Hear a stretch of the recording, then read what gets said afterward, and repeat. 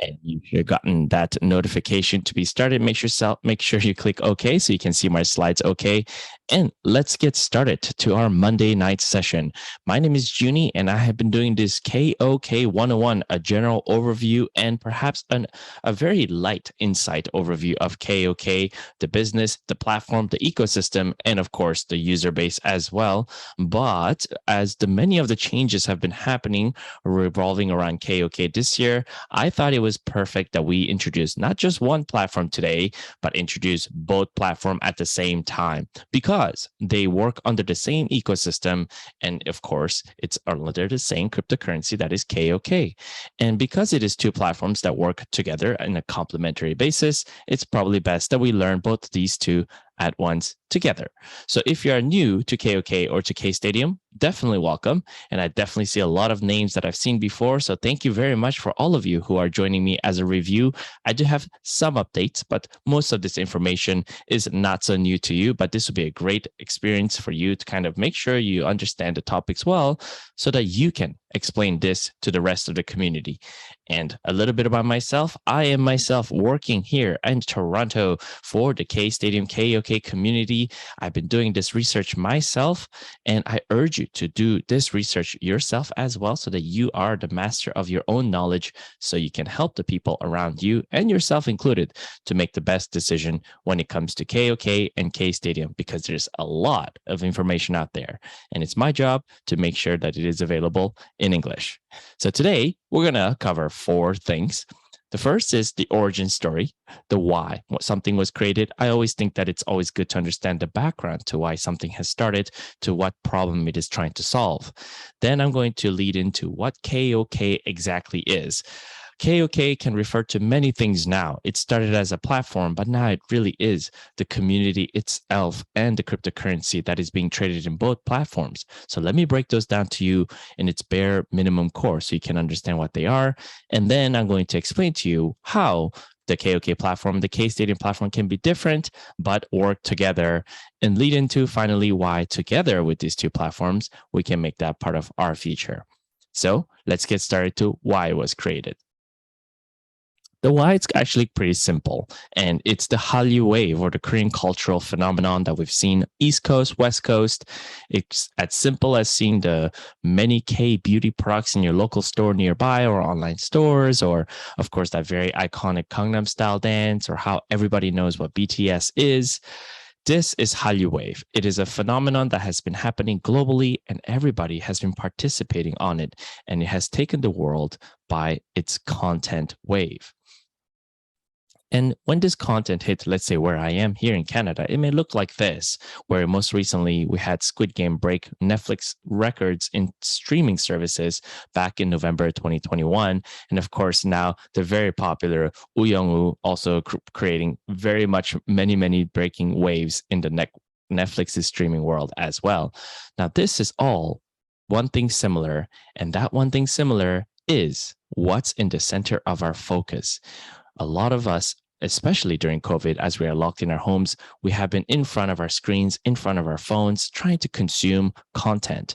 And out of those contents, K-content has definitely taken into a very much attraction point for a lot of us. We try to consume K-pop, K-drama, K-beauty, K-gaming, literally K-everything. And this content explosion has happened not only in the Korean sector through, let's say, the Korean cultural phenomenon as the Hallyu wave, but globally. It's a digital content market boom that has shown a 2-digit growth rate of 16.2%. Now, if you don't know about market growth rates, anything that shows you a 2-digit growth rate like that, 16.2, that is exploding. And not only is it supposed to reach a $38 billion industry by 2030 in the US alone, the way how we are consuming the digital content is rapidly changing, with the VR sector showing a 25% annual increase. This is a market that is hot right now, and it is going to get bigger as we speak. But we can try to come up with the conclusion saying that if the global content market went up, then the wealth was distributed to the globe, as in to everybody around the world, right? Well, unfortunately, this wasn't really the case.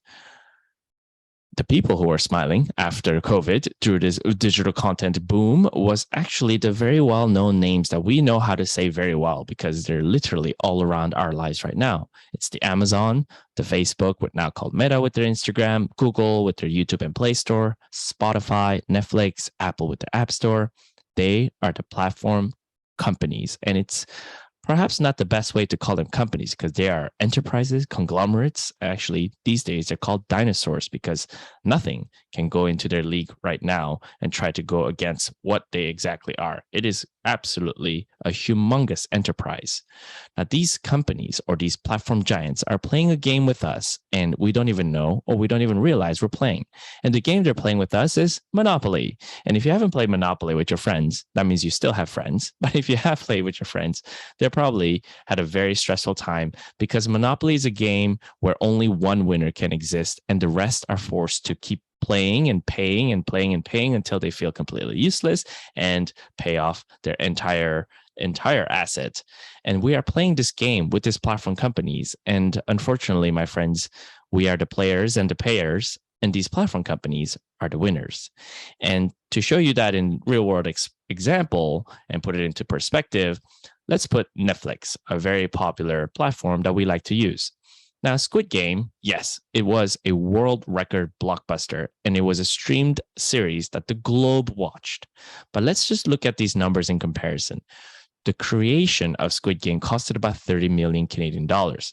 So $30 million for everybody involved in the creation of Squid Game, the creator, the writer, the producer, the actors, everybody involved in that, $30 million shared.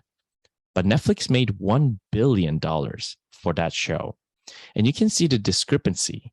And as a user, you didn't get anything. But as the rest of the world, other than the platform company, really, we are in this very unfair distribution of, let's say, digital content wealth share. And this is exactly where the problem stemmed.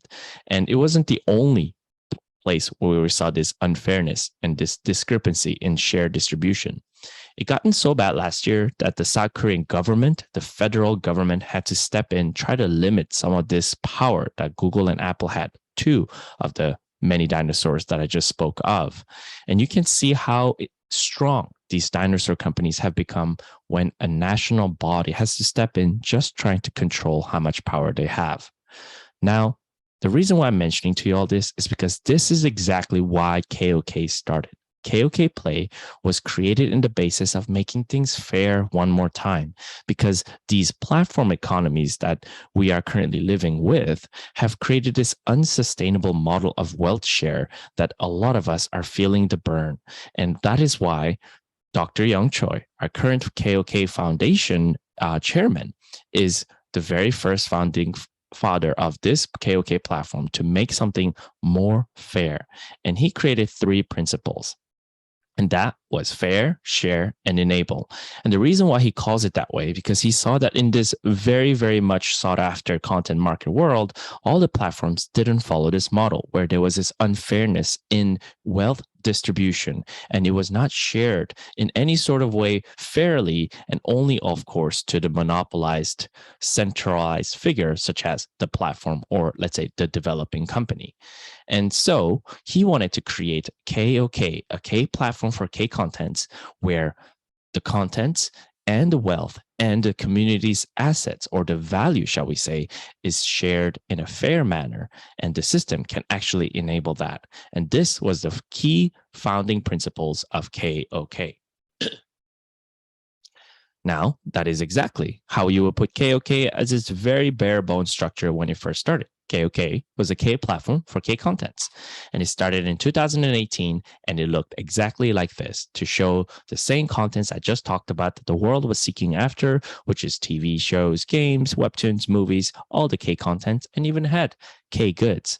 And you can see from this screen that you can utilize its own cryptocurrency to purchase these products. So with its launch, it was a very exciting feature. However, with everything great requires great responsibility, but of course, with great technology to create a system that can actually withstand a system that is fair manner where the value is being shared in a system with all its users, and it required a system that everybody can see and call it fair. And this is where the decentralized blockchain technology comes in, because it is an open source data or codes that anybody can see and agree that it is a fair system. And only when they see that it's fair, they can choose to enter it. Now, to run something like that and to enable a system where the platform can handle all its digital contents of the world, that is immense data. It's not just going to be tens, not even hundreds of people behind a computer. It's going to be an AI system that can enable that. So therefore, KOK Play's model of fair, share, and enable required a decentralized blockchain solution with AI solutions that can handle its big data. But KOK, as a platform company when it started, didn't have that. But now let me take a small break and then tell you about a different company from South Korea called Medium. Now they've rebranded to Meta M. Now, Medium is a blockchain company that created both a software and hardware solution together that in complementary can achieve speeds that can go on par with world's top tier blockchain performance companies. That's right, a small startup from South Korea. Now they're no longer a startup, but back then they were able to achieve through their technology a feat that only the world top tier performance level of blockchain companies could with their MDL node and software. And the reason why this is important is because these two companies, the KOK as the content platform company and the blockchain technology company, Medium or Meta M, has merged into one in 2021, last year. And together, they actually can make this possible: fair, share, enable with its decentralized blockchain solution with the technology that can handle the big data alongside its AI solutions. So therefore, the evolved version, the new version of KOK in one sentence is basically this. It is a digital contents platform that utilizes blockchain technology. And if you ask me right now, are there any other digital contents platform that uses blockchain technology? I would say no. KOK Play is the only one. And this ecosystem is the one that brings you the very much sought after K content that as a decentralized blockchain digital contents platform called KOK, also known as K Stadium as well. And this, my friends, is the new one sentence structure of what you should say if somebody asks you, what is KOK? Well, it's a decentralized blockchain based digital contents platform. And this is how it differentiates itself with the very many other platforms that are out there right now. Now, this not only excited the average users that like me, for example, but it excited the VCs or the venture capitalists. These group funders or investors saw that this business model that KOK had alongside with Medium was actually something of a vision that they wanted to invest in. And we're not talking about one or two investors. As VCs, they're grouped investors, and they went in as seed investors for KOK's future. And as you can see on Chain Capital's website and Kirin Funds, they only invest on the ambitious or most ambitious blockchain companies and decentralized finance technologies. And KOK is in their portfolio. So now that it's got its seed funders and its seed users, it is ready for its next step. And its next step, we have to think about what KOK is. And as I said, it's a decentralized blockchain-based platform. But what does a platform require? It needs people like you and I. It needs users. And without users, a platform is completely useless. No pun intended there. And because it requires users, it will always try to look for new methodologies to gain its initial users or the early user acquisition phase. But remember, it is a bit different than its traditional platform companies, let's say such as Google with their YouTube, Airbnb, Uber, or Netflix, for example. In the traditional, now we can call it traditional, but in our modern traditional platform economy, you can see that there's always a centralized figure in the middle, right here in the center where the company stands. And the service providers is actually its users like us. We rent out our homes for Airbnb. We drive our cars for Uber. We put up our contents on YouTube, and all of these funds that can be created by the service funnels into the middle, which this model only allows the platform in the center, the centralized figure, to grow ever so big, while its service providers, as we are, once we stop providing the service, let's say, for example, we stop driving for Uber, we are completely cut out, shut out, and outside of this economy model at all. So this is why this model has been deemed unsustainable, and it creates giants or dinosaurs in the middle where the rest of us can no longer fit in this economy. So this is why many of the new companies, including KOK, K Stadium, is going to go to a protocol-based economy or protocol economy where it's a community-driven, shared, valued economy model. And this perfectly fits in what KOK wants to be and is already what it is right now via its KOK cryptocurrency. And that is why the creation of the KOK token is so crucial for our ecosystem. And of course, it's crucial for you to see it as a business as well. Now, what is the KOK token? As the name suggests, it is a token. Therefore, it is the very, very popular cryptocurrency in our world right now, which is why you can go into the many cryptocurrency Wikipedias or websites or encyclopedias and find the information about the KOK token. And as you can see here on CoinMarketCap, out of the 20,000 cryptocurrencies out there and listed on the 500 exchanges, the KOK token is ranked on the top 200 and has been listed on 11 of the 500 exchanges. That is quite a feat for a token already. And of course, you can see all its information right now, how it's being traded, even including its Ethereum ERC20 contract information to use it for MetaMask. So this should tell you that the KOK token is like your average cryptocurrency. You can mine it through user acquisition. There's a finite amount available, 5 billion to be exact. And you can currently trade it on major currency exchanges such as, let's say, KuCoin, Gate.io, and now Huobi. And of course, this is why you can exchange it to other types of cryptocurrencies like Bitcoin, Ether, or Tether if you wish to. But if you've been paying attention, you'll realize that the KOK token is so much more than your average cryptocurrency. Why? Because it has an ecosystem of users, a platform where you can actually utilize the token as a utility token or coin. And this means that the growth of the token is dependent on the growth of the platform or the users in the community. And where have we seen those words before? Well, that, my friend, exactly describes how a protocol economy can thrive. And this is how KOK has been creating this protocol economy via its KOK token. And as you can see, there's a last point I left there, which is it has its own, it has its own technology to own its own network. And what I mean by that is we're comparing the tokenized version and its coin form. And a token is when a coin or a cryptocurrency, to be exact, no longer or does not have its own network or own technology to run its own blockchain solution. That's why it borrows it from a different company, such as Ethereum.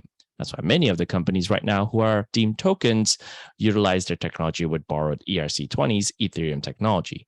But I'm happy to announce that our token is finally becoming a coin via the mainnet that Medium or MetaM has enabled the company to create. So K Stadium went on a closed beta earlier this year, and it went on an open beta April of 2022, and you can join in right now and experience our beta form of the KOK mainnet, where now you can receive the KOK coin. That's right. Now, no longer it is a borrowed technology from ERC20, but KOK has its own technology to own its own network. And this, my friends, I'm very excited for because, as I mentioned to you before, Medium, or now called MetaM, has been able to achieve speeds that go on par with world top-tier blockchain performances. And just to put that into perspective, Bitcoin and Ethereum can reach TPS, or transactions per second, of 3 to 7 for Bitcoin and 15 to 25 with Ethereum. And with Ethereum 2.0, whenever that actually ends up happening fully, may able to get to speeds over 10,000 TPS, but Medium can already achieve speeds of 50,000 transactions per second. So you can imagine, not only for our own platform to be running on an extremely fast network, but if the platform becomes a solution for other applications, these decentralized applications will love to utilize our network as well, adding to a further business model to KOK as well.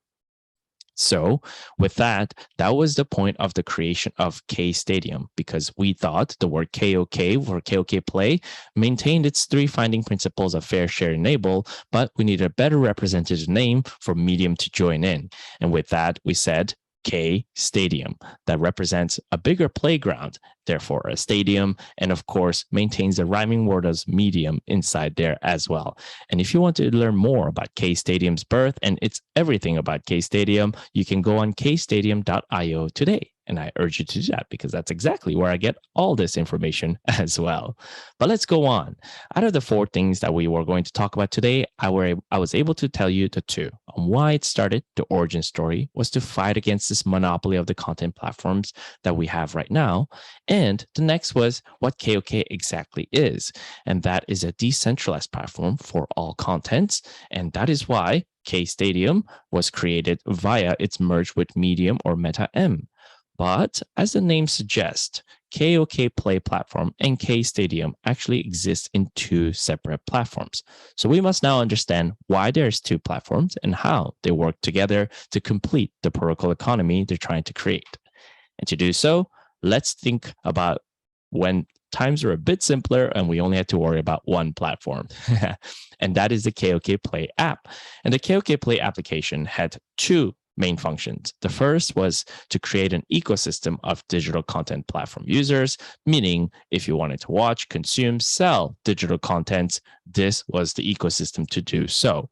But on the side, there was this very special function that we very much like called POS, or proof of stake model. And a lot of us utilize this as an investment opportunity to grow our asset because it came with a mining pool with a mining reward of 4%, a referral reward of 100%, depending on who you recommend in, and at one time even a level-based ranking system as well. A very lucrative system, especially to grow an early investment. And the reason why KOK Play did that at first, it was to maintain enough interest and, of course, investment so that it can create its own blockchain solution or its own mainnet. But it was just able to do that through MetaM. So that's why they said, what a perfect time to actually split this investment opportunistic side away from KOK Play so that KOK Play can become its intended platform of an ecosystem of digital content platform users, while the investment opportunistic side can move on to K Stadium. And that is why here we find a community pool where you can take part of not a POS, which stands for proof of stake, but a delegated proof of stake. But to go even beyond that, they created a system called delegated proof of investment. And through that, they are able to create true DAOs or DAOs or decentralized autonomous organizations. And with this, you can experience really the future that blockchain technology can bring us in right now in its open beta form of K Stadium. And that's why these two platforms exist, to complete the protocol economy. And now that you have these two platforms at hand, let me exactly go into how it makes the protocol economy work. And to do that, let's put these side by side. Remember, KOK Play was going to be a contents platform app, or let's say digital contents platform. Well, as it does that, it's going to try to look for new users, or let's say more users, especially with new free referral systems and $0 POS. You can literally go into KOK with nothing and get $100 credit if you wish by entering the KOK platform to utilize it into this platform's various digital contents. So a lot of these users will come in because that seems very lucrative to join in. But that also means that as they utilize the platform, they will incur gas fees or transaction fees. Okay. All right. Sorry about that. I'm just muting everybody. And then that also means as we have more users, more people will want to see and sell to the very large market of users. And we call these decentralized apps or dApps. These companies are creating specific tools or let's say content to sell to the many users. We could even think of this as really valuable content we want to see on KOK Play. And when these dApps come in, they also will incur investment rewards and gas fees as well to enter the KOK system. Now, all of this gas fees and investment rewards is no longer going to be paid in Ethereum, but it's going to be paid in KOK.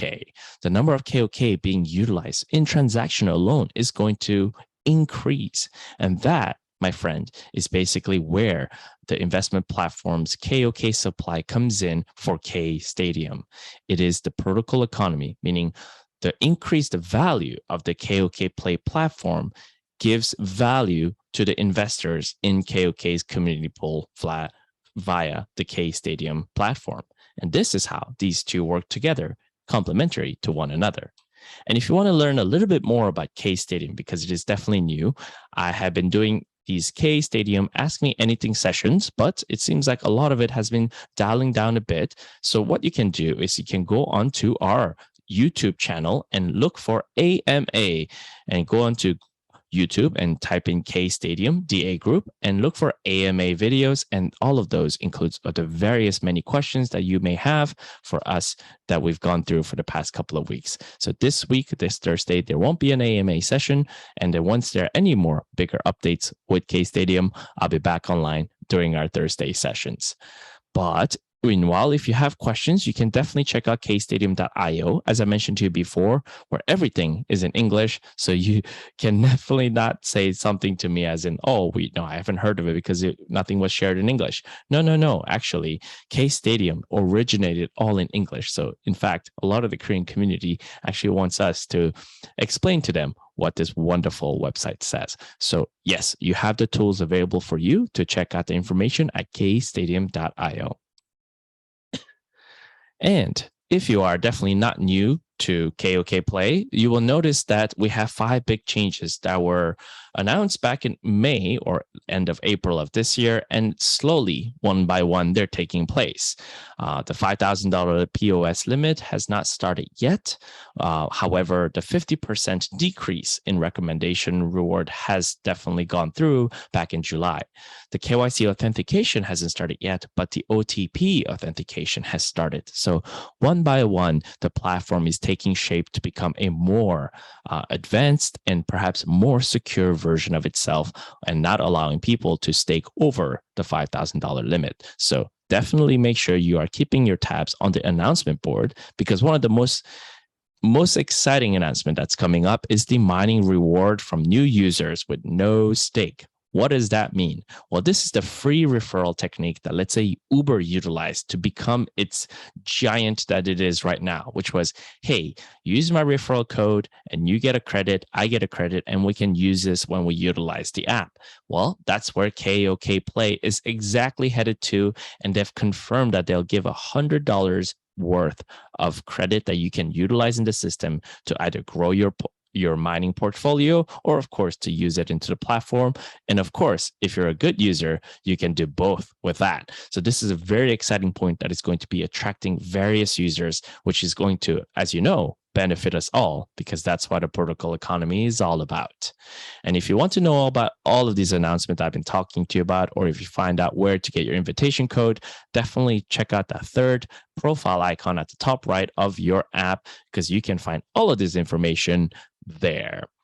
And speaking of that, I definitely want you guys to know, because in the English community, a lot of us are iOS or iPhone users. So on Apple, the app is finally stable with a couple of hiccups.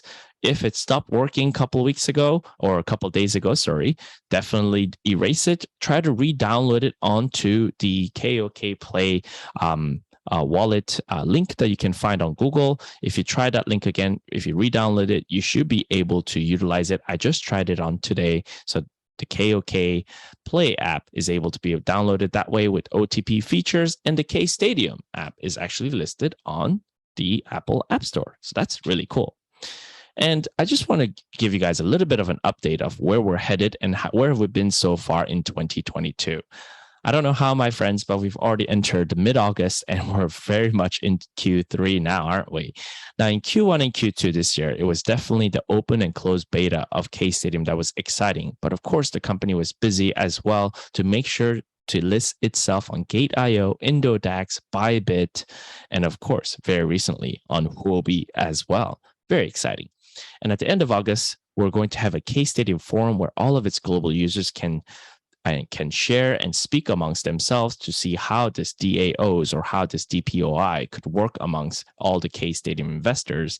And we'll even have governance voting by September and the official launch of the Explorer version 1.0 in September as well, and a bidirectional K Stadium bridge. So yes, the company is very busy trying to have all of this launched in Q3. And by Q4, they're expecting the DEX or decentralized exchange to launch as well, and a K Stadium investment management system. So they are very busy, and they have been packing a lot of things under their suitcase to make sure that we are able to utilize a platform better and better. And then at this point, I want to talk to you guys about what's been happening and how you should perhaps see the KOK ecosystem. And I want to use this word potential because we right now are in the KOK community. And in the community alone, a lot of us have been circulating points and perhaps sharing our doubts about KOK, especially because, you know, we are in a crypto winter right now. But let me relight some of these major points that KOK or our community, the KOK community has. And those are these 5 points. One is it has platforms, not just one, but 2 existing platforms that actually maintain its own purpose. KOK Play has its content and its ecosystem of users, and K Stadium has the investment platform going on, while we have a KOK cryptocurrency that actually have a use for it. It has a utility, and it has users all across the world who are utilizing both platforms, and it has global exchanges listing KOK so that you can buy and sell the cryptocurrency right now or exchange it there. And finally, the key cornerstone, or let's say the keystone of the 5 points that our community has, it has its own main net or main network. Now, if you think about all the cryptocurrencies that are out there, what other 5 cryptocurrency has these 5 points? Really, none. None do. And KOK does. They have been setting this groundwork for this, for our community, for us, for KOK to thrive. So yes, it has entered a cryptocurrency winter along with the rest of the world, but KOK has so much ground base that it has really only the potential to go up. Think about the platforms, the utility that it has to watch its contents, the various user base, and of course, even with Huobi that's listed KOK very recently, and our own mainnet. The KOK protocol community is going to be intense. And you, my friends listening to today, we are very much part of this. So if you have your doubts about KOK, I urge you to ask why. When you have 5 very significant proofs how KOK already leads beyond the many cryptocurrency projects out there. So definitely think about these points to think about the potential, because we have even more coming up with this decentralized exchanges, the messengers and dApps, and how once our decentralized autonomous organizations start to function, it's going to make our community even stronger. Now, this is exactly how our community works. And it's a protocol economy where we have a permissionless model. We are incentivized to contribute. Everybody should contribute, and it provides value to everybody once they contribute to the community or to the network. And as it grows bigger, we all gain something from it. Now, a lot of us could be subjected to what this screen shows, where we're only looking at the ups and downs of the current price. And especially during crypto winter, that's not something fun to do. And if you're looking at the drop of, let's say, Bitcoin or Ether or KOK, and you are definitely worried about, oh my God, what is going on with KOK? Well, one more time. It is crypto winter. And what that means, it's a very prolonged time of downward turns for many cryptocurrencies. And the cryptocurrency market is, of course, affected by various things happening across the world, because if anything, cryptocurrency is more global than the financial system of the world. And this is why perhaps KOK is also subject to the crypto winter. But if you're wondering, what is the foundation doing to make sure that the cryptocurrency KOK can come back up or recover? Here's one thing they're doing. As I told you before, we have a free user referral basis change. Before, there was a minimum $300 US POS that had to be done for you to be a recommended user. But no, not anymore. You can do it from ground up with zero while getting $100 worth of credit to utilize it. That's going to create lots of demand for KOK users, which is going to increase the price of KOK. Another thing that the foundation is doing is they are allowing K Stadium members to lock up their investment portfolio inside community pools. And by doing so, they are reducing the current supply of KOK out there, which of course, through supply and demand, increases the price of KOK out there. Another thing that the foundation is willing to do is that they are willing to burn a specific amount of KOK that they have in asset to specifically reduce the amount of supply that is out there in circulation, which again will increase the price. So these three are just three of the many various techniques that the company is trying to currently use to increase the price of KOK. So don't you worry too much. We are definitely headed into this future together.